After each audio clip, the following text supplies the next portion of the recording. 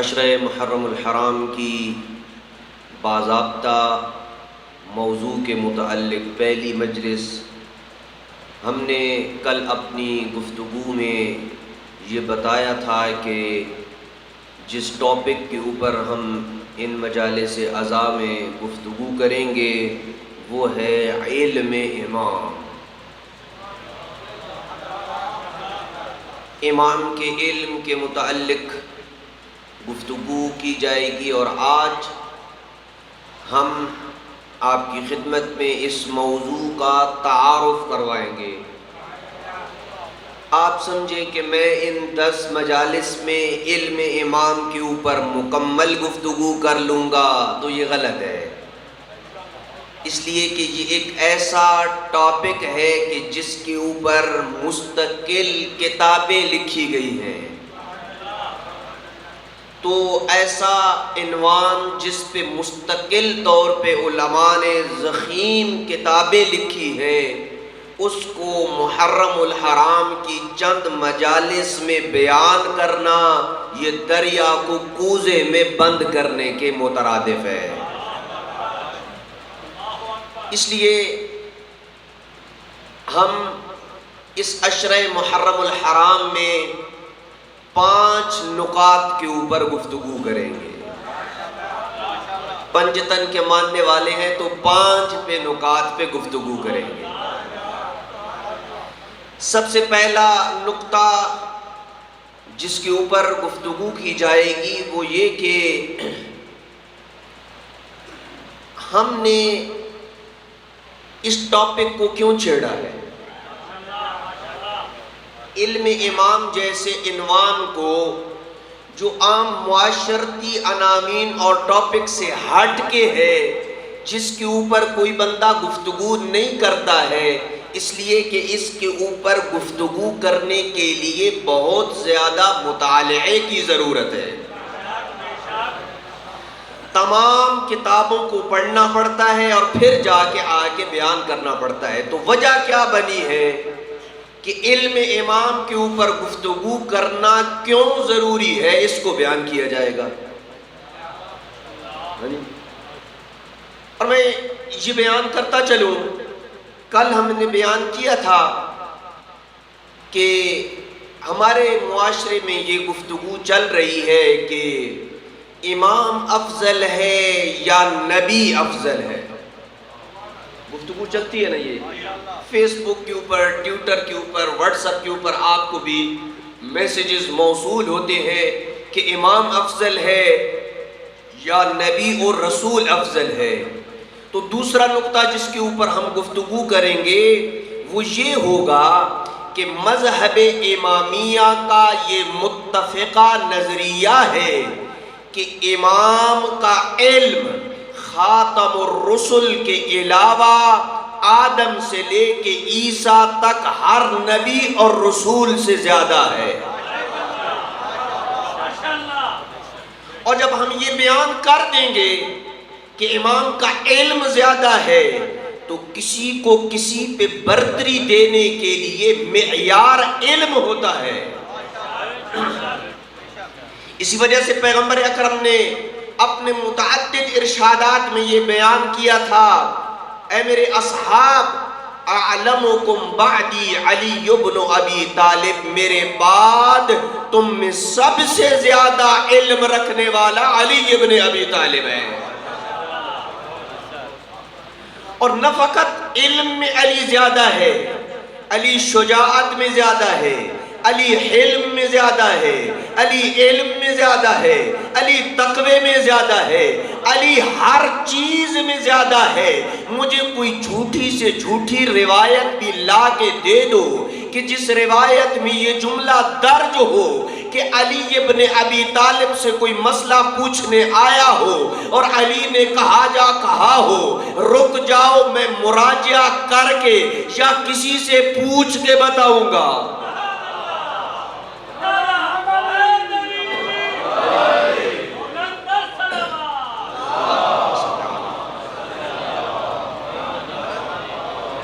توجہ ہے. یہی وجہ ہے کہ خلیفہ دوم جب ایک مرتبہ امیر المومنین کی خدمت میں آیا میں نے سرچ کیا، ابھی 40 سے زیادہ جگہ پہ خلیفہ دوم عمر ابن خطاب کا یہ جملہ ہے، اعوذ باللہ من معضلۃ لیس لہا ابو الحسن، خدا مجھے ایسی مشکل سے بچائے جس کے حل کے لیے حلال مشکلات علی نہ ہو۔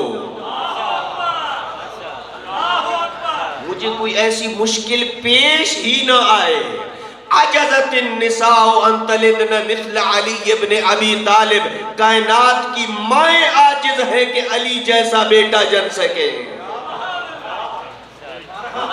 40 سے زیادہ مقامات پہ ایک دفعہ آئے، سوال کیا، امیر المومنین نے اپنے علم لدنی کی بنیاد پہ جواب دیا۔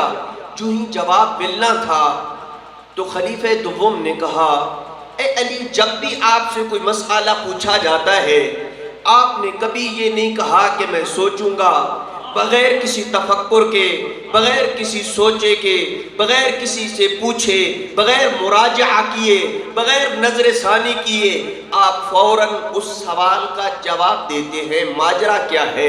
امیر المومنین کے لبھائے عصمت مسکرائے اور کہا، اے خلیفہ دوم، اے عمر ابن خطاب، ذرا یہ تو بتا کہ یہ میرے ہاتھ کی انگلیاں کتنی ہے؟ توجہ ہے میری طرف یا نہیں؟ میرے ہاتھ کی انگلیاں کتنی ہیں؟ علم امام بیان کر رہا ہوں، میرے ہاتھ کی انگلیاں کتنی ہیں؟ کہا 5۔ کہا سوچا کیوں نہیں تم نے؟ کہا یہ سوچنے والی بات ہی نہیں ہے، یہ میرے سامنے ہے، اس میں سوچنے کی ضرورت نہیں ہے۔ کہا بس جس طرح تجھے یہ سوچنے کی ضرورت نہیں ہے کہ یہ انگلیاں 5 ہیں، یہ کائنات بھی علی کے ایسے ہی سامنے ہے، علی کو سوچنے کی ضرورت۔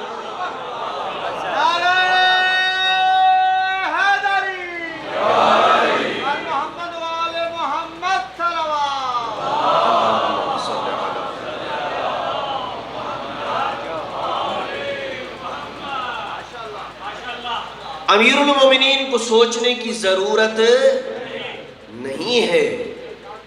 البتہ یہاں پہ ایک جملہ میں آگے چل کے بھی بیان کروں گا کہ کچھ لوگ یہاں اس مقدس منبر کے اوپر آ کے یہ جملہ کہہ دیتے ہیں، وہ علی ہے جسے علم کی بنیاد پہ وہ کہتے ہیں کہ مجھے سوچنے کی ضرورت نہیں ہے، چونکہ علی کے علم کا تسلسل مصطفیٰ سے ہے اور مصطفیٰ کے علم کا تسلسل اللہ سے ہے۔ ہاں، یہاں کچھ لوگ آ کے کہتے ہیں کہ سننا ہے، سوچنا نہیں ہے۔ کئی دفعہ مجالس عزا سننے کا جب اتفاق ہوتا ہے ویسے سوشل میڈیا کے اوپر، تو کہتے ہیں سننا ہے، سمجھنا نہیں ہے۔ بھائی مذہب اہل بیت کا ترہ امتیاز ہی سوچ سمجھ ہے۔ مذہب اہل بیت کی بنیاد ہی دلیل پہ ہے۔ تو اپنی قوم کو عاری کر رہا ہے، خالی کر رہا ہے سوچ و بچار سے۔ جو چیز بھی یہاں بیان کی جائے اس میں سوچنا ہے، غور و فکر کرنا ہے کہ یہ بات درست ہے یا درست نہیں ہے۔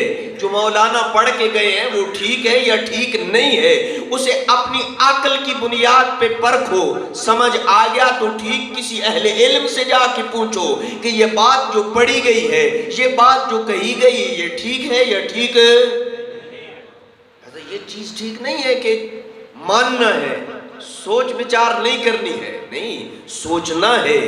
سوچنا ہی مذہب اہل بیت کا درہ امتیاز ہے۔ اہل بیت علیہ السلام کا مذہب عقلی مذہب ہے۔ ہمارے مذہب کا یہ امتیاز ہے کہ کوئی بات بھی ہمارے مذہب میں عقل کے خلاف نہیں ہے۔ اس لیے آپ کے مذہب میں جہاں احکام شرعیہ کے دلائل ہیں نا، وہ 4 دلیلیں ہیں۔ قرآن، کوئی بھی آپ حکم کا استنباط کرتے ہیں قرآن سے یا سنت سے، اور ایک دلیل عقل ہے۔ عقل سے ہم مسئلے کا استنباط کرتے ہیں. لہذا یہ ایک جملہ معترضہ درمیان میں آ گیا کہ سوچتے نہیں سوچنا ہے، سمجھنا ہے، فکر کرنا ہے. علی والے سوچتے ہیں پھر آگے بڑھتے ہیں. ایک صلوات محمد والے بیت.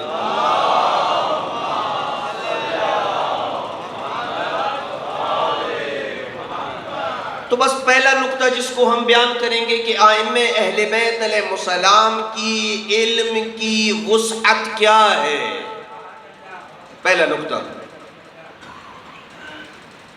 دوسرا نقطہ کہ ائمہ اہل بیت علیہ السلام، جس کو میں نے بیان کیا کہ ائمہ اہل بیت علیہ السلام کا علم تمام انبیاء و رسل سے زیادہ ہے.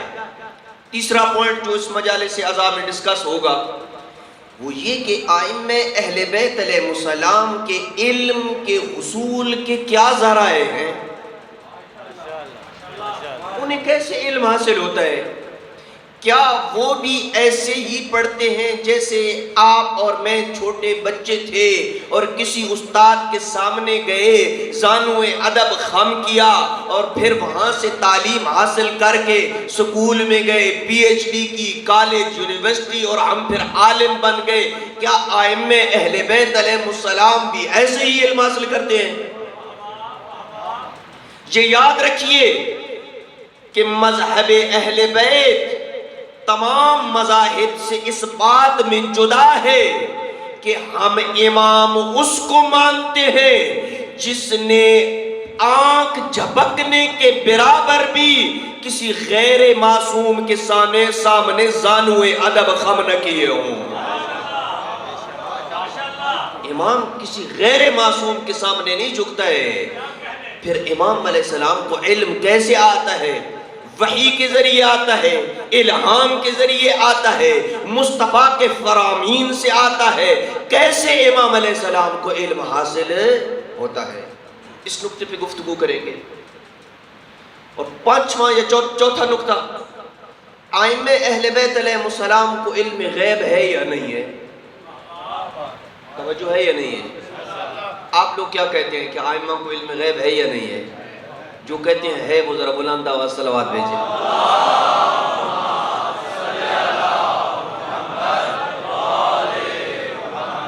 اور جو کہتے ہیں نہیں ہے وہ اب صلوات بھیج دیں. پھر میں جملے کا تکرار کر رہا ہوں. جو یہ عقیدہ رکھتے ہیں کہ ائمہ اہل بیت کے پاس علم غیب نہیں ہے، ذرا وہ بلند آواز صلوات بھیجیں. سب مانتے ہیں کہ ائمہ کے پاس علم غیب ہے. اب میں سوال کرنے لگا ہوں، بھائی اگر ان کے پاس علم غیب ہے آپ کے بقول، میں نے ابھی اپنی تحقیق نہیں بیان کی، بعد میں جب اس نقطے کے اوپر آئیں گے تو بیان کروں گا. جب آپ کہتے ہیں کہ امام کے پاس علم غیب ہے، تو جب امام رضا، امام موسیٰ بن جعفر، امیر المومنین، امام حسن، امام حسین، ان سب کو زہر دی گئی تو انہیں پتا تھا کہ اس شربت کے اندر، ان انگوروں کے اندر، ان کھجوروں کے اندر زہر ہے یا نہیں ہے؟ انہیں پتا تھا یا نہیں پتا تھا؟ میرے ساتھ کچھ شامل ہے نا گفتگو میں یا الگ ہے؟ ہاں، پتا تھا کہ اس میں زہر ہے یا نہیں پتا تھا؟ بھائی اگر آپ کہیں کہ پتا تھا کیونکہ آپ کا عقیدہ ہے کہ انہیں علم غیب ہے، اگر پتا تھا تو پھر العیاذ باللہ جانتے ہوئے ایک ایسی چیز کھانا جس سے موت واقع ہو جائے، یہ خودکشی نہیں ہوتی ہے؟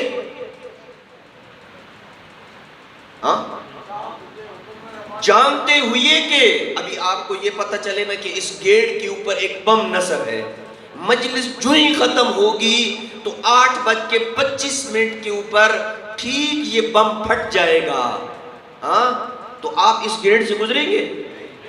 آپ جہاں سے دیواریں پھلانگیں گے، نہیں گزریں گے وہاں پہ. اور اگر یہ جاننے کے باوجود کہ 8:25 پہ بم پھٹے گا اور پھر 8:25 پہ آپ وہاں سے گزریں تو آپ کو لوگ عقل مند کہیں گے یا کیا کہیں گے؟ ہاں جی، خودکشی ہوگی یا خودکشی نہیں ہوگی؟ تو پھر اگر آپ کہیں کہ یہ شربت جو امام کو پیش کیا گیا، اس شربت کے اندر زہر تھی، اگر امام کو پتا ہے کہ اس کے اندر زہر ہے. کیونکہ دو ہی حالتیں ہیں، یا تو پتہ ہے یا پتہ نہیں ہے. پتہ نہ ہونے کا آپ نہیں مانتے،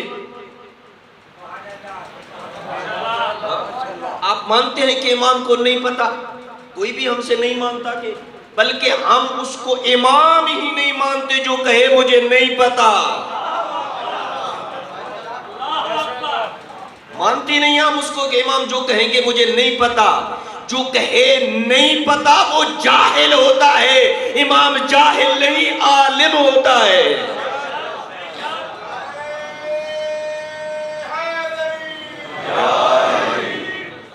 توجہ ہے؟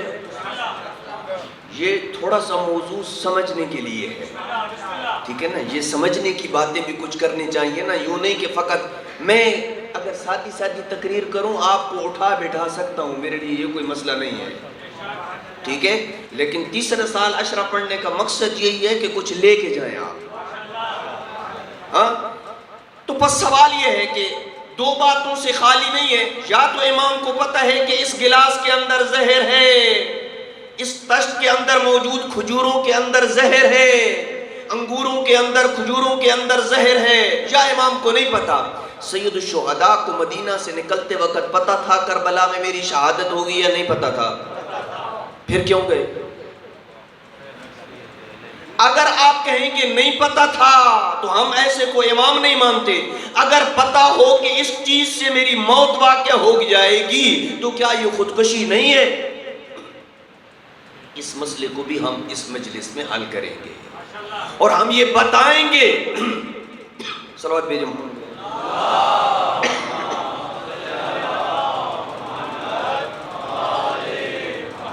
اور ہم یہ بتائیں گے کہ امام علیہ السلام کو پتہ بھی ہے اور خودکشی بھی نہیں ہے. یہ ثابت کریں گے کہ امام کو پتہ بھی ہے کہ اس کے اندر زہر ہے. امام کو پتہ بھی ہے کہ کربلا میں میں شہید ہو جاؤں گا. امام امیر المومنین کو پتہ بھی ہے کہ 19 کی شب مجھے ضربت لگے گی. اس کے باوجود مسجد میں گئے، اپنی پاؤں کی ٹھوکر سے ملعون کو جگایا بھی، پتہ کہ یہ مجھے قتل کرے گا. پھر بھی امام علیہ السلام جانتے ہوئے بھی یہ اقدام کر رہے ہیں. یہ اس بات کی دلیل ہے کہ امام کو علم ہوتا ہے پھر بھی اقدام کرتے ہیں، لیکن خودکشی نہیں ہے. کیوں؟ کیسے خودکشی نہیں ہے؟ اس کو بعد میں بیان کریں گے. آخری پوائنٹ جس کے اوپر ان مجالس عظام میں گفتگو کی جائے گی، اور وہ یہ کہ ائمہ کا علم بڑھتا ہے یا نہیں بڑھتا ہے؟ ائمہ اہل بیت علیہ السلام کے پاس جو علم ہے وہ بڑھتا ہے یا نہیں بڑھتا ہے؟ آپ کا کیا خیال ہے؟ یعنی اللہ سبحانہ و تعالی وقتاً فوقتاً انہیں علم دیتا رہتا ہے یا ایک ہی دفعہ تھوک کے حساب سے دے دیا ہے؟ یہ باتیں پاکستان میں ڈسکس ہی کبھی نہیں ہوئی. ائمہ اہل بیت علیہ السلام، ابھی تو میں نے کچھ مشکل باتیں کی ہی نہیں ہیں، کیا آپ گھبرا جاتے ہیں؟ ٹھیک ہے. امام علیہ السلام کا علم جو ہے وہ بڑھتا ہے یا گھٹتا ہے یا کم ہوتا ہے؟ گھٹتا تو نہیں ہے. کیا امام علیہ السلام کا علم بڑھتا بھی ہے یا جتنا اللہ نے دے دیا ہے بس وہ ثابت ہے، زیادہ نہیں ہوتا ہے؟ فارغ التحصیل ہو گئے. کل بھی اس جملے کو بیان کیا تھا، آج اس جملے کو ذرا مزید کھولنا چاہتا ہوں.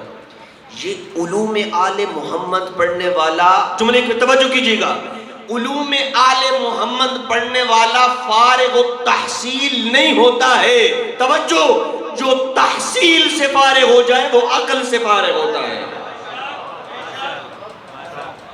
تحصیل سے کوئی فارغ نہیں ہوتا ہے.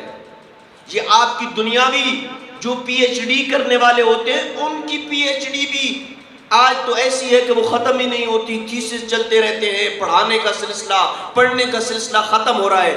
علم کبھی ختم نہیں ہوتا ہے. اور پھر خاص کر کے وہ علم کے جس کے بانی علی ہوں وہ کیسے ختم ہو سکتا ہے؟ تمام علوم کے بانی علی ابن ابی طالب ہیں. نحو کے بانی علی، کیمسٹری کے بانی علی، اور فزکس کے بانی علی، تمام طب کے بانی علی، میڈیکل کے بانی علی. امیر المومنین ان تمام علوم کے بانی ہیں. تو کیسے وہ علم ختم ہو سکتا ہے جس کی بنیادوں میں علی کا علم شامل ہو؟ اس علم کی کوئی حد نہیں ہوتی ہے. لہذا جب آپ دعا پڑھتے ہیں جو کیا کہتے ہیں؟ قل رب زدنی علما، اے میرے حبیب کہہ دیجئے کہ میرے علم میں اضافہ فرما. جب نبی فارغ التحصیل نہیں ہوتا ہے تو تم اور میں کیسے فارغ التحصیل ہو گئے ہیں؟ فارغ التحصیل کوئی نہیں ہوتا ہے. اس وجہ سے جو یہ کہے کہ میں فارغ التحصیل ہو گیا ہوں وہ عقل سے فارغ ہو گیا ہے. توجہ ہے؟ تو کیا ائمہ کا علم بڑھتا ہے یا علم بڑھتا نہیں ہے؟ بڑھتا ہے تو کیسے بڑھتا ہے؟ ہاں یہ وہ میرے دوستوں بزرگوں نکات ہیں جن کے اوپر ان مجالس عزا میں ہم آپ کے سامنے گفتگو کریں گے. ایک صلوات بھیجیں، میں پہلے نقطے کو شروع کر رہا ہوں.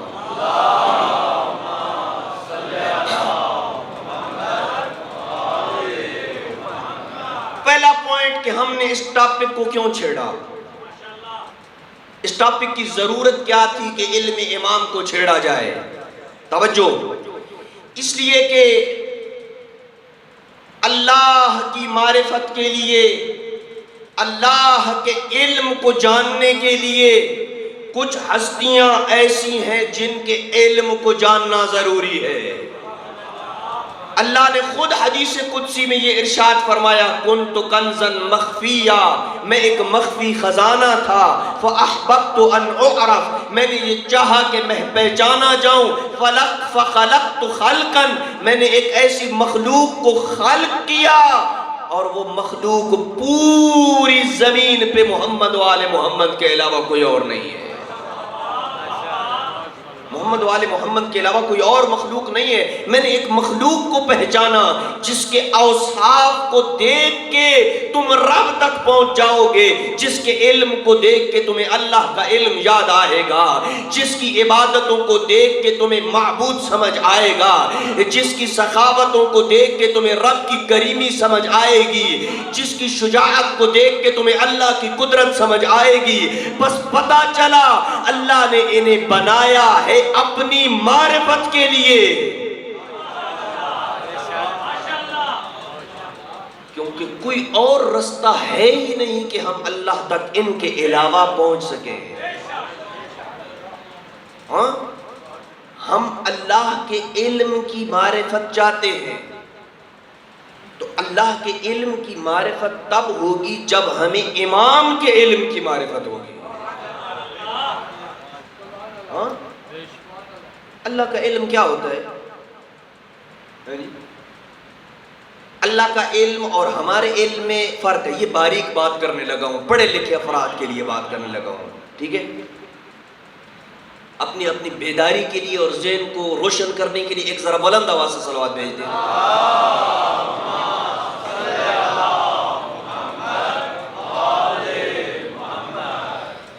میں اور آپ بلکہ اللہ کے علاوہ سب مخلوق جب دنیا میں آتے ہیں تو عالم ہوتے ہیں یا جاہل ہوتے ہیں؟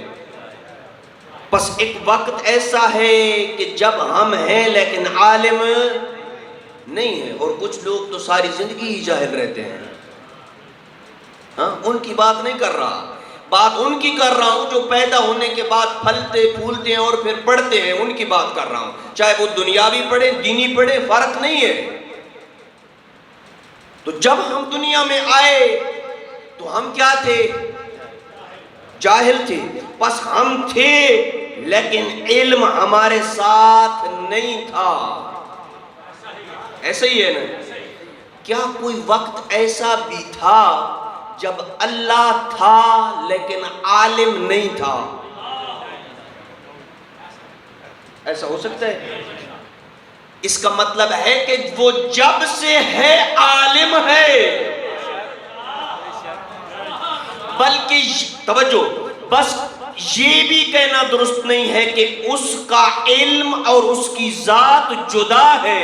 اس کا علم ہی اس کی ذات ہے،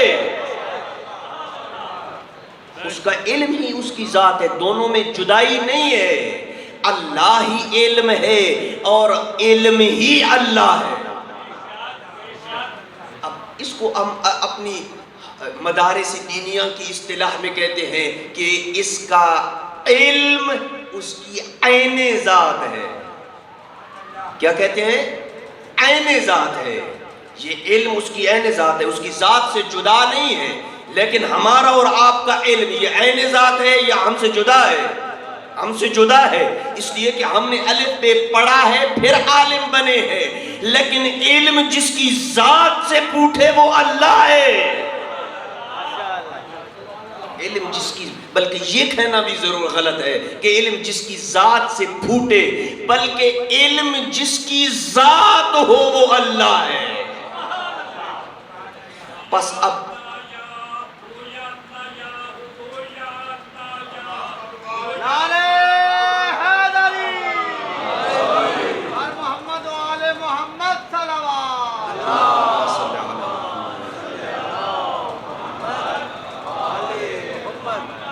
کچھ تذکرہ تو اللہ کا بھی ہونا چاہیے یا نہیں ہونا چاہیے؟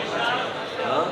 وہ جو ہمارا خالق ہے، وہ جو ہمارا رازق ہے، ہم اہل بیت علیہ السلام کا جو تذکرہ کرتے ہیں اور خوش ہوتے ہیں، تو پھر اللہ کے ہم نے فضائل پڑھے ہیں، اس پہ تو کسی نے نعرہ نہیں لگایا ہے۔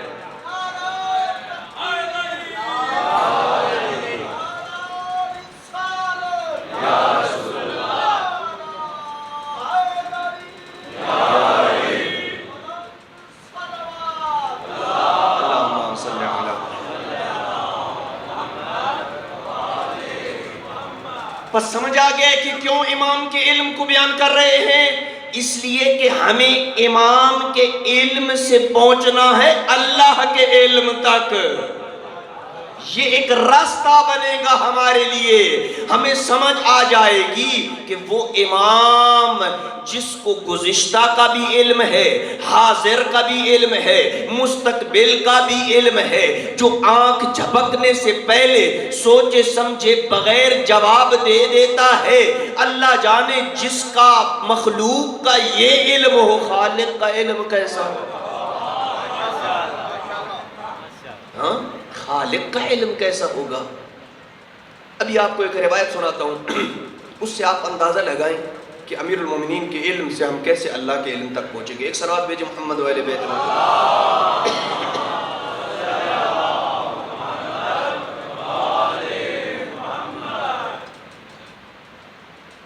یہی روایت جو میں نے یہی آیت مجیدہ سورہ یاسین کی جو میں نے آپ کے سرنامہ کلام میں آپ کے سامنے تلاوت کی، وَكُلَّ شَيْءٍ أَحْصَيْنَاهُ فِي إِمَامٍ مُبِينٍ، کہ ہم نے ہر شے کو جمع کیا ہے امام مبین میں۔ اسی آیت کی تفسیر میں کتاب کل میں مطالعہ کر رہا تھا، شرح و احقاق الحق علامہ دستری کی ہے، وہاں پہ یہ روایت موجود ہے کہ عمار ابن یاسر اور امیر المومنین ایک غزوے میں کسی وادی سے گزر رہے تھے۔ توجہ ہے؟ کسی وادی سے گزر رہے تھے۔ روایت کہتی ہے کہ پوری کی پوری وادی چیونٹیوں سے پر تھی۔ جب اس منظر کو وادی میں اترنے سے پہلے عمار ابن یاسر نے دیکھا تو کہا، مولا کیا اللہ کی اس بھری مخلوق میں کوئی ایسا بھی ہے جو ان چمٹیوں کی تعداد کو جانتا ہو؟ اللہ اکبر۔ سوئے بیٹھے ہیں، پیچھے لوگ بیٹھے ہیں، وہ بول نہیں رہے۔ کوئی اللہ کی مخلوق میں ایسا بھی ہے کہ جو اس وسیع و عریض وادی میں بھری چمٹیوں کو جانتا ہے کہ یہ کتنی ہے ان کی تعداد؟ امیر المومنین مسکرائے اور کہا، ہاں میں ایک ایسے شخص کو جانتا ہوں جو نہ فقط ان کی تعداد کو جانتا ہے بلکہ یہ بھی جانتا ہے ان میں نر کتنے ہیں، مادہ کتنے ہیں۔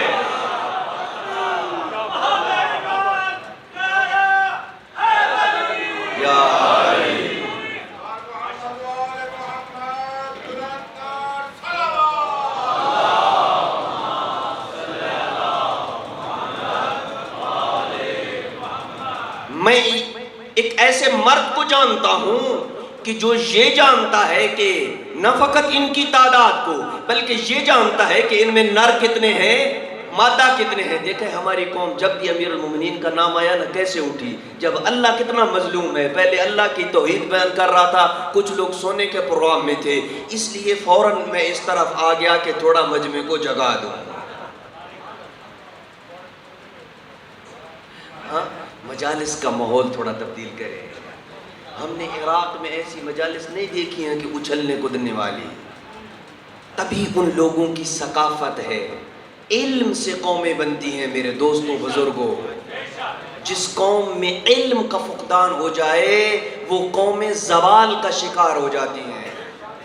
آپ کہیں کہ میری اس مجلس سے آپ لوگ ایجوکیٹ ہو جائیں گے، نہیں، مجلس گائیڈ لائن ہے،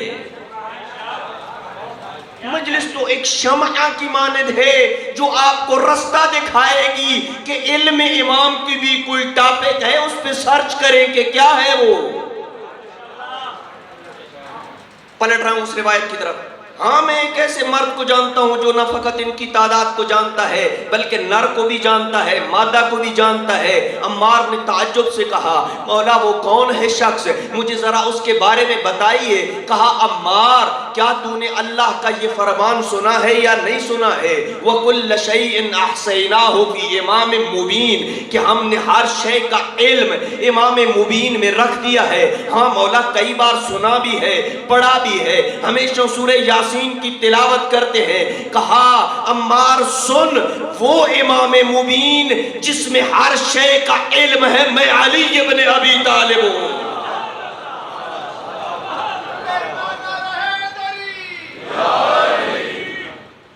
وہ امام مبین میں علی ابن ابی طالب ہوں۔ تو یہ امام کہ جو اتنی وسیع و عریض وادی میں موجود چمٹیوں کی تعداد کو بھی جانتا ہے، نر اور مادہ کو بھی جانتا ہے، جب امام اتنا جانتا ہے تو جس نے امام کو یہ علم دیا ہے، جس نے ان چمٹیوں کو خلق کیا ہے، اس کے علم کا کیا عالم ہوگا۔ یہ ہے اللہ کی توحید، یہ ہے اللہ کا علم۔ پس علی کے فضائل پڑھنے کا مقصد جہاں یہ ہے کہ ہم علی کے فضائل سے اپنے ایمان کو چارج کریں، وہاں یہ فضائل پڑھ کے سن کے ہم اللہ تک پہنچ جائیں۔ علی کی شجاعت بیان کرنے کا مقصد یہ ہے کہ ہمیں اللہ کی قدرت پتہ چلے کہ جس نے علی کو یہ طاقت دی ہے۔ ہاں اور اگر کوئی بندہ علی کی شجاعت کو سن کے باہر نکلے اور کوئی فقیر اس سے 5 روپے مانگے اور ادھر مجلس میں تو وہ نعرے لگاتا رہو اور اس فقیر کو 5 روپے نہ دے، تو علی کی شجاعت تیرے کس کام کی ہے؟ ہاں ناراض تو نہیں ہو گئے؟ تو پس علی کے فضائل کو اگر میں علی کا علم بیان کر رہا ہوں، اور بڑی پیاری روایت کل میں بیان کر رہا تھا، اس کو ابھی بیان کرتا ہوں، اگر میں علی کا علم بیان کر رہا ہوں تو پھر شیعہ علی کو جاہل نہیں ہونا چاہیے۔ امام محمد باقر کی شاہ صاحب روایت پڑھ رہا تھا، امام علیہ السلام صلوات بھیجیں امام کرام۔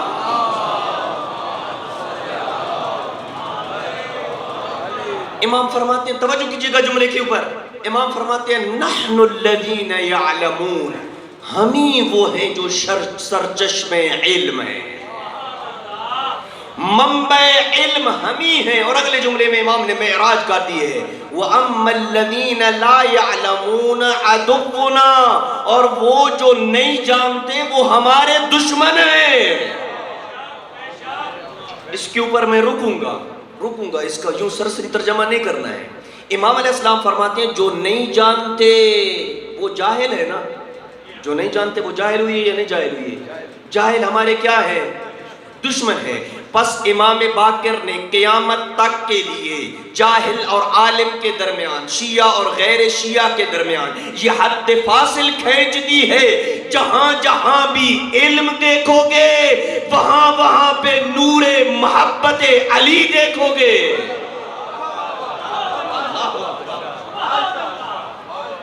جہاں جہاں بھی علم دیکھو گے، اس لیے کہ امام نے فرمایا انما نحن الذین یعلمون، بے شک ہم ہی وہ ہیں کہ جو صاحبان علم ہیں۔ اچھا امیر المؤمنین، امیر المؤمنین یہ کس کا لقب ہے؟ روایات میں ہے کہ امیر المومنین علی کے علاوہ کسی کو کہنا صحیح نہیں ہے۔ خود نہیں، ان کی بات نہیں کر رہا ہوں، میں اپنوں کی بات کر رہا ہوں۔ امیر المومنین کے علاوہ باقی 11 ائمہ کو بھی امیر المومنین کہنا درست نہیں ہے۔ اور تو اوروں کو تو آپ چھوڑ دیں نا، کیوں؟ یہ امیر المومنین کا کیا معنی ہے؟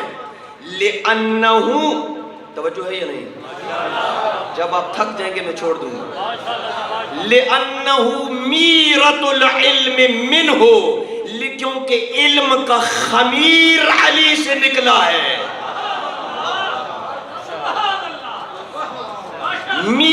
جا کے چیک کیجئے گا روایات میں، لِأَنَّهُ مِيرَةُ الْعِلْمِ مِنْهُ، علی سے علم نکلا ہے۔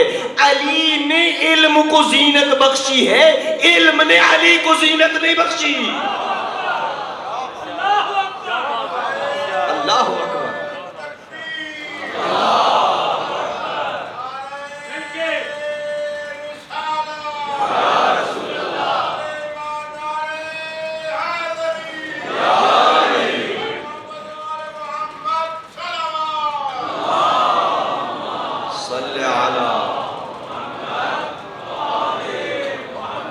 علی نے علم کو زینت بخشی ہے، علم نے علی کو زینت نہیں بخشی ہے۔ اور یہی وجہ ہے اگر آدم سے لے کے کائنات کے آخری بندے تک سوائے ختمی مرتبت کے عالموں کی فہرست سے علی کو نکال دیں تو پیچھے 0 بچتا ہے۔ کیوں؟ لِأَنَّهُ مِيرَةُ الْعِلْمِ، علم کا جو خمیر ہے، علم کا جو زبدہ ہے، علم کی جو اساس ہے وہ علی بن ابی طالب ہے۔ اس وجہ سے امیر المومنین کو امیر المؤمنین کہا جاتا ہے۔ یہ تو یہ جو ہماری اردو زبان ہے نا، یہ تو گونگی زبان ہے نا، یہ تو گونگی زبان ہے، یہ تو صحیح ترجمہ نہیں کرتے ہیں نام امیر المومنین۔ اس کا ترجمہ سیدھا سیدھا آپ کیا کر دیتے ہیں؟ مومنوں کے امیر، نعرہ حیدری فی امان اللہ، ایسی ہے امیر المومنین۔ یاد رکھتے مجلس، دوسری مجلس میں مہاجرین میں یہ سنا تھا آپ نے، امیر المومنین کو امیر المومنین کیوں کہا تھا؟ لِأَنَّهُ مِيرَةُ الْعِلْمِ مِنْهُ، کیونکہ علم علی سے نکلا ہے۔ اس وجہ سے علی ابن ابی طالب کو امیر المومنین کہا جاتا ہے۔ اور جب علم علی سے نکلا ہے تو پھر کسی اور کو امیر المومنین ججتا ہی نہیں ہے۔ کسی شخص نے امام ہادی امام علی نقی علیہ السلام کی خدمت میں عرض کیا تھا،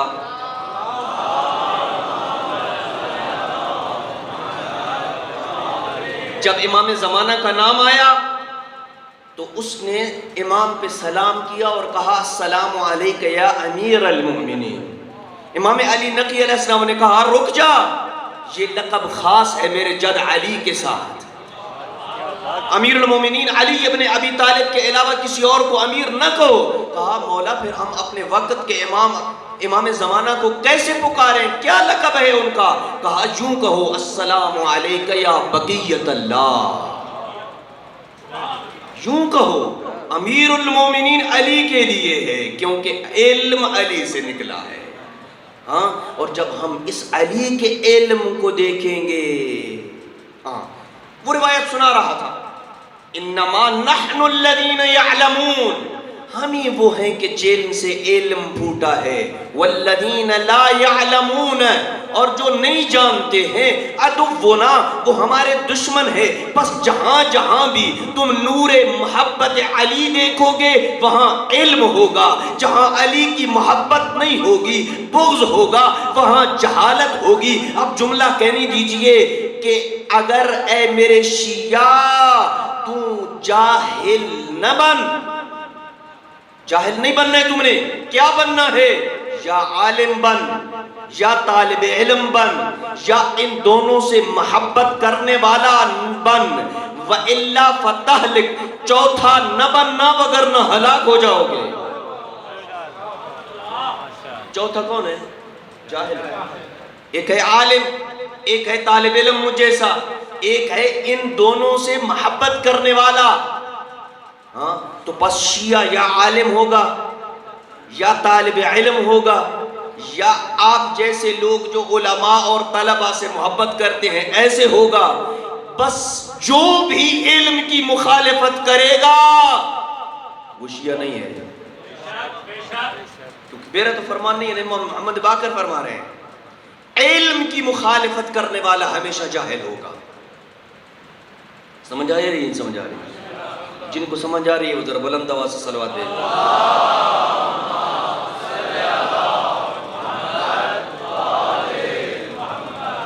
تو پس گفتگو کو سمیٹ کے آخری روایت اور مصیبت کی طرف آ رہا ہوں، وقت کے دامن میں بھی گنجائش بہت کم بچی ہے کہ ہم نے کیوں اہل بیت علیہ السلام کے علم کے متعلق ڈسکس کرنی ہے؟ اس لیے کہ ہمیں ان کے علم کو دیکھ کے اللہ کے علم تک جانا ہے، ہاں؟ اور ان کی معرفت کے لیے کیا ہم کتابیں پڑھیں گے عام بندے کی لکھی ہوئی یا اللہ کی کتاب پڑھیں گے؟ ہاں؟ یہ عجیب اتفاق ہے کہ دنیا کے عام رائٹر بے شک علماء ہی ہوں، لکھنے والے ہوں، کیا وہ حق ادا کر سکتے ہیں علی کے مقامات کا جن کو پڑھ کے ہم علی کی معرفت ہو؟ علی کی معرفت کے لیے ہمیں جانا پڑے گا رب کی دہلیز پہ، قرآن کے پاس جانا پڑے گا۔ آپ کہیں گے مولانا کیا دلیل ہے اس کی؟ کتاب کا نام دے رہا ہوں، عربی زبان میں ہے الخصائص العباسیہ، معلوم نہیں اس کا ترجمہ ہوا ہے نہیں ہوا۔ الخصائص العباسیہ کے اندر یہ روایت موجود ہے کہ خلیفہ دوم مسجد کی طرف آ رہے تھے اور جناب ابو ذر غفاری مسجد سے نکل رہے تھے، توجہ ہے، مسجد سے نکل رہے تھے، رستے میں پوچھا اے ابو ذر بتا مسجد میں اس وقت کون بیٹھا ہے؟ جناب ابو ذر نے کہا مجھے نہیں معلوم مسجد میں کون ہے، جبکہ مسجد میں پیغمبر اکرم اور علی ابن ابی طالب بیٹھے تھے۔ یہ جب مسجد سے نکل کے باہر گیا، کہا بتاؤ مسجد میں کون بیٹھا ہے؟ اس نے کہا مجھے نہیں معلوم مسجد میں اس وقت کون بیٹھا ہے۔ وہ اتفاق سے مسجد کے اندر آئے، دیکھا کہ علی ابن ابی طالب اور خاتم الرسل بیٹھے ہیں اور آپس میں گفتگو کر رہے ہیں۔ حضرت عمر نے آ کے شکایت کی پیغمبر اکرم کی خدمت میں، کہا یا رسول اللہ آپ یہ نہیں کہتے ہیں کہ آسمان نے کسی کے اوپر سایہ نہیں کیا اور زمین نے کسی کو اپنے اوپر اٹھایا نہیں، جو ابو ذر سے زیادہ سچا ہو؟ آج تو ابو ذر نے دن دہاڑے چٹا جھوٹ بولا ہے۔ ہاں؟ میں نے اب وہ کیسے؟ میں نے جناب ابو ذر سے پوچھا کہ مسجد میں کون بیٹھا ہے، تو ابو ذر نے کہا کہ مجھے نہیں معلوم، جبکہ اسے پتا تھا کہ مسجد میں آپ اور علی بیٹھے ہیں۔ تو ابو ذر کو یہ جو آپ نے سند صداقت دی ہے، یہ سند صداقت کیسی ہے؟ آواز آئی پیغمبر اکرم کی، اے خلیفہ دوم، اے یا عمر ابن خطاب، ابو ذر کل بھی سچا تھا آج بھی سچا ہے۔ کیسے؟ ابو ذر کل بھی سچا تھا آج بھی سچا ہے، جملہ سنیے گا، لا یعرفنی الا یا لا یعرف اللہ الا انا وعلی، اللہ کو میرے اور علی کے علاوہ کوئی نہیں پہچانتا ہے۔ لا یعرفنی الا اللہ وعلی، مجھے علی اور اللہ کے علاوہ کوئی نہیں جانتا ہے۔ ولا یعرف علی الا انا واللہ، اور علی کو اللہ اور میرے علاوہ کوئی نہیں جانتا ہے۔ ابو ذر یہ کہہ رہے ہیں،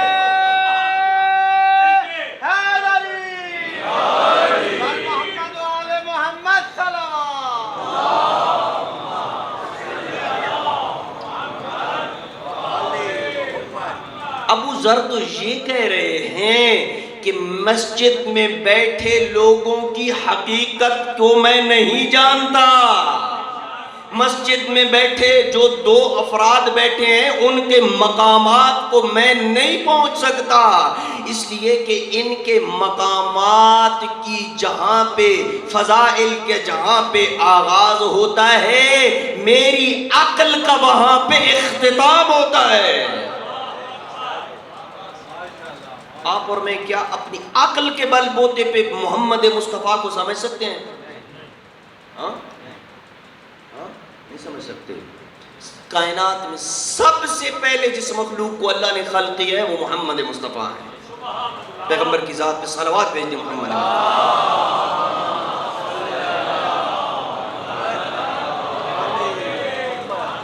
سب سے پہلے خلق کرنا فعل ہے یا نہیں ہے؟ پیدا کرنا فعل ہے یا نہیں فعل ہے؟ تو اللہ جب سے ہے سب سے پہلا کام جو اللہ سے سرزد ہوا ہے وہ مصطفیٰ کی خلقت ہے۔ اللہ اکبر۔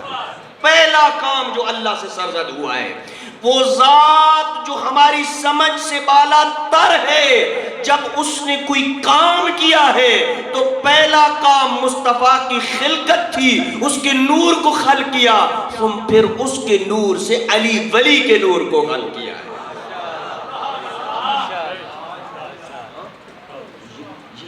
مقام مصطفیٰ، یہ ہے مقام علی ابن ابی طالب۔ ملائکہ کی خدمت خلقت سے کئی ہزار سال پہلے اللہ نے ان انوار مقدسہ کو خلق کر دیا تھا۔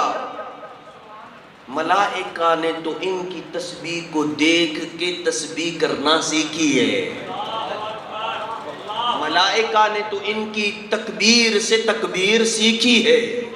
ملائکہ کو عبادت کا ڈھنگ اگر کسی نے سکھایا ہے تو یہ پنجتن ہے۔ بس یہ ہے وہ معرفت، یہ ہے وہ مقام علم کہ جس کو لے کے ہم اس عشرہ محرم الحرام میں چلیں گے، اور انشاءاللہ مجالس عزا کا یہ سلسلہ جاری رہے گا۔ اپنے جوانوں سے، اپنے بزرگوں سے یہ درخواست کروں گا کہ بر وقت تشریف لائیں تاکہ اس ٹاپک کا کوئی حصہ بھی آپ سے خالی نہ رہے۔ ایک صلوات بھیج دیں محمد و اہل بیت۔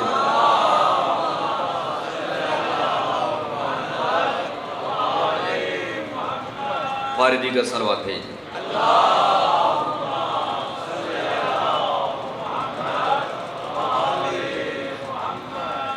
اتنے جو مقامات تھے امت نے ان مقامات کی قدر بھی کی، اتنے جو اعلیٰ فضائل اور مناقب کے مالک تھے امت نے اتنی قدر نہیں کی کہ غریب کربلا کو اپنے نانا کے شہر میں رہنے دیں۔ اجرکم اللہ، چند جملے مصیبت کے، نانا کے شہر میں رہنے نہیں دیا۔ کل مدینہ روانگی کے کچھ مصائب پڑے تھے اور چند جملے آج کہوں گا، عبادت ہو جائے گی آپ کی اور میری۔ اس لیے میرے دوست، کل بھی شاید میں نے روایت پڑھی تھی کہ جب مجلس میں بیٹھا شخص گریا کرتا ہے نا، جب اس کی آنکھوں سے مظلوم کربلا پہ آنسو بہتے ہیں نا، اس وقت غریب کربلا اپنے دست عصمت کو اٹھاتے ہیں اور کہتے ہیں پالنے والے میرے اس عزادار کے گناہ معاف فرما۔ پھر اپنے نانا کے اجرکم اللہ، اپنے آنسوؤں کو کم مت سمجھ۔ جب تیری آنکھوں سے آنسو آئے نا، اس وقت فوراً دعا کیا کر، تیری شفاعت کے لیے سید الشہداء تیرے ساتھ ہوں گے۔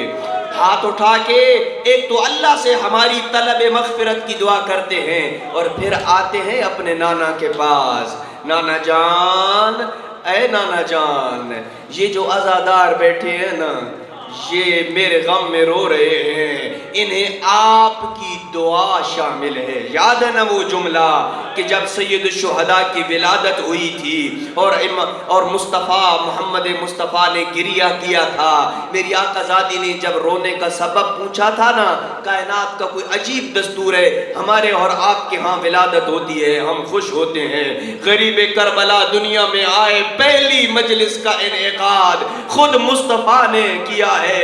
حضرت محمد مصطفیٰ نے مجلس پڑھی، جناب سیدہ نے پوچھا بابا کیا بات ہے، آپ کیوں رو رہے ہیں؟ کہا ابھی جبریل نے آ کے مجھے خبر دی ہے کہ یہ تیرا بیٹا کربلا کے میدان میں بیت دریا کے کنارے 3 دن کا پیاسا ذبح ہو جائے گا۔ اجرکم اللہ، یہ آپ سن کے آپ کی ہائے نکل گئی ہے، اور بطول نے کیسے برداشت کیا ہوگا؟ اجرکم اللہ، میری آقا زادی نے کیسے برداشت کیا ہوگا جب یہ جملہ سنا نا؟ کہا بابا اس وقت آپ ہوں گے؟ کہا نہیں بیٹا میں بھی اس وقت نہیں ہوں گا۔ کیا بابا اس وقت علی ہوں گے؟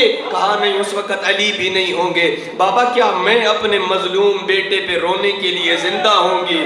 کہا نہیں تم بھی نہیں ہوگی۔ حسن ہوں گے؟ کہا نہیں حسن بھی نہیں۔ اب جا غزادار پیغمبر کی دعا شامل ہے تجھے۔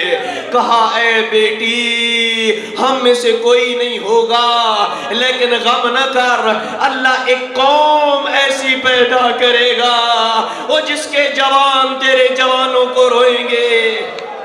اجرکم اللہ، جو رو رہے ہیں انہیں پیغمبر کی دعا شامل ہے، تیرے جوانوں پہ روئیں گے، جس کے بوڑھے تیرے بوڑھوں پہ روئیں گے، اور جس کی مستورات وہ تیری بیٹیوں کے پردوں پہ روئیں گی۔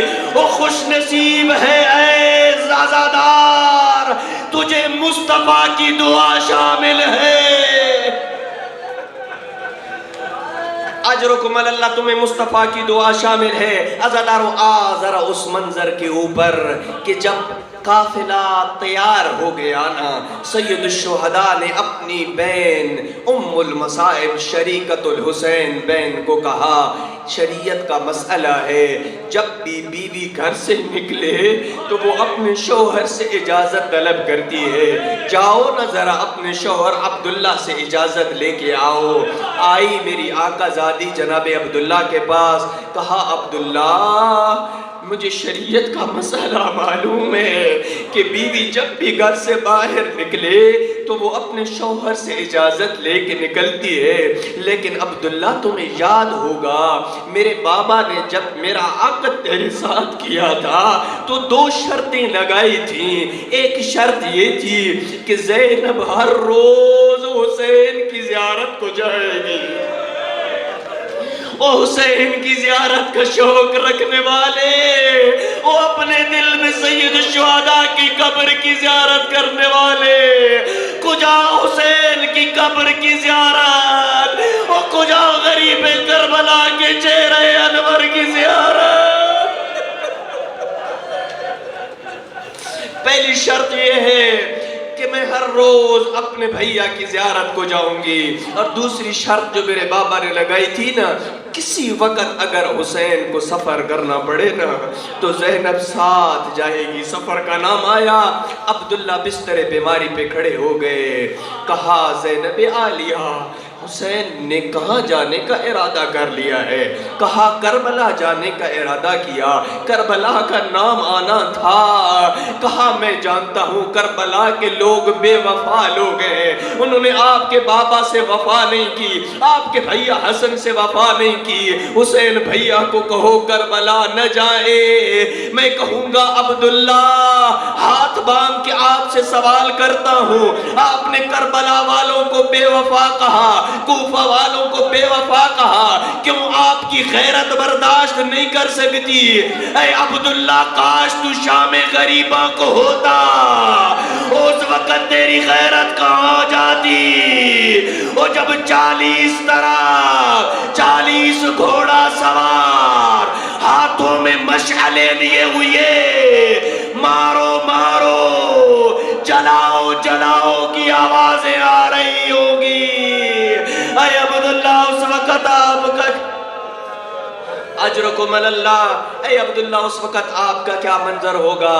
میری آقا زادی بھیا حسین کو کہیں کربلا نہ جائیے، کم کوفہ کے لوگ بڑے بے وفا ہیں۔ میری آقا سن لیجئے گا اگلا جملہ، میری آقا زادی نے کوئی زیادہ اصرار نہیں کیا، سر جھکایا، کہا عبداللہ اگر اجازت نہیں ملتی نا پھر اگلی بات میرے اختیار میں نہیں ہے، ادھر سے حسین کا قافلہ چلے گا، اس ساتھ زینب کا جنازہ نکلے گا، وہ جہاں حسین کا قافلہ ہوگا زینب کا تابوت بھی نکلے گا۔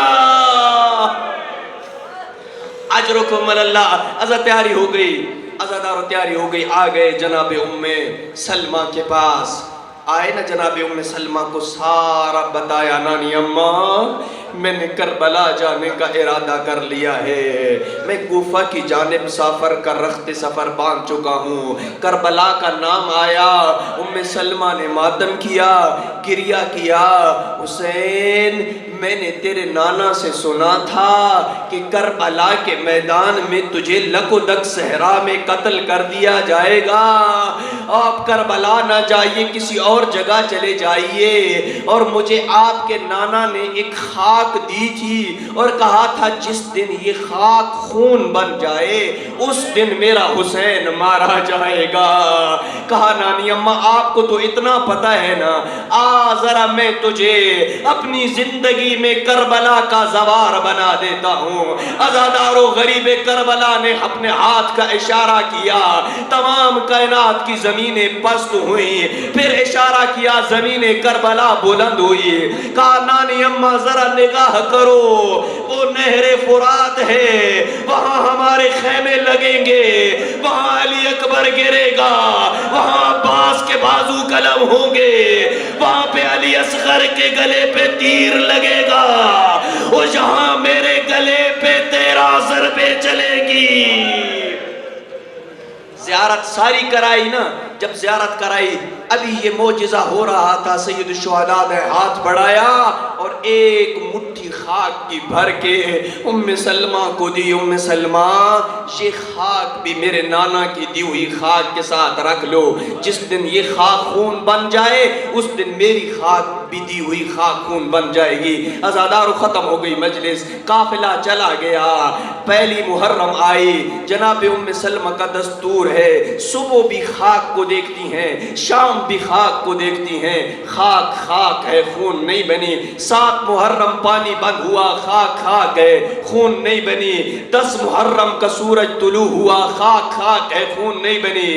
لیکن عزادارو جب ام سلمہ نماز ظہر سے فارغ ہو کے حجرہ رسول میں آئی، اب کوئی منظر قیامت کا تھا، اب خاک خاک نہیں تھی، ابلتا ہوا خون تھا، سر پہ ماتم کیا، غش کر کے گر گئی۔ میں کہوں گا ام سلمہ یہ مدینہ ہے، کربلا نہیں ہے، یہ خون حسین کا نہیں ہے، تو نے حسین کو ذبح ہوتا دیکھا نہیں ہے، ذرا 61 ہجری کربلا لے چلوں، 70 قدم کا فاصلہ تھا، وہ میری آقا زادی دیکھ رہی تھی، شمر کے خنجر کی روانی تھی، او ابن سعد حیا کر، وہ میرا ماں جایا مارا جا رہا،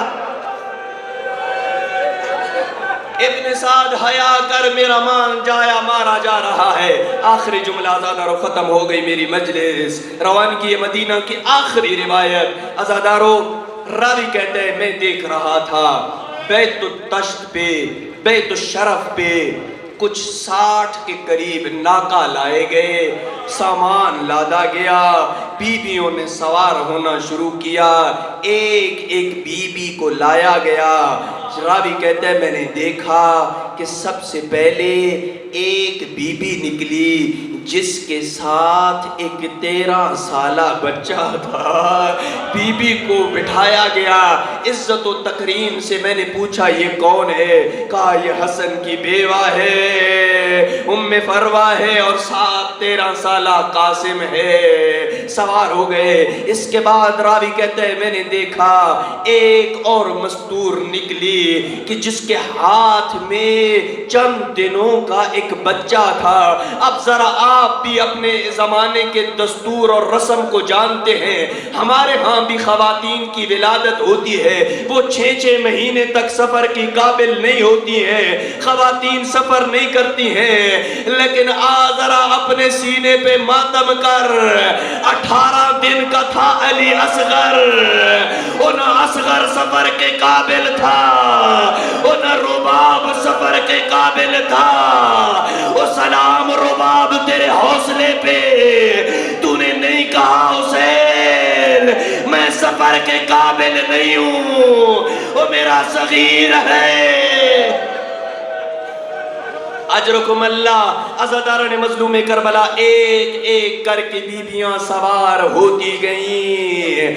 راوی کہتے ہیں میں نے دیکھا آخر میں ایک بی بی نکلی جو بہت ساری مستورات کے جھرمٹ میں تھی، ادھر سے بی بی کا نکلنا تھا، کہیں سے علی اکبر دوڑے، کہیں سے عباس آئے، کہیں سے اون و محمد آئے، عباس نے زانوے ادب خم کیے، او میری آقا زادی عباس کے زانوں پہ قدم رکھے، اپنے محمل پہ سوار ہو گئی۔ میں کہوں گا زینب کتنا رتبہ ملا ہے 28 رجب کو، لیکن ذرا 11 محرم کو جب امت نے زیور پہنائے، دائیں بھی دیکھا بائیں بھی دیکھا، حسرت سے کہا وہ میرے عباس کہاں گئے ہو، میرے علی اکبر کہاں گئے ہو، وہ مجھے شان و شوکت سے سوار کرانے والوں۔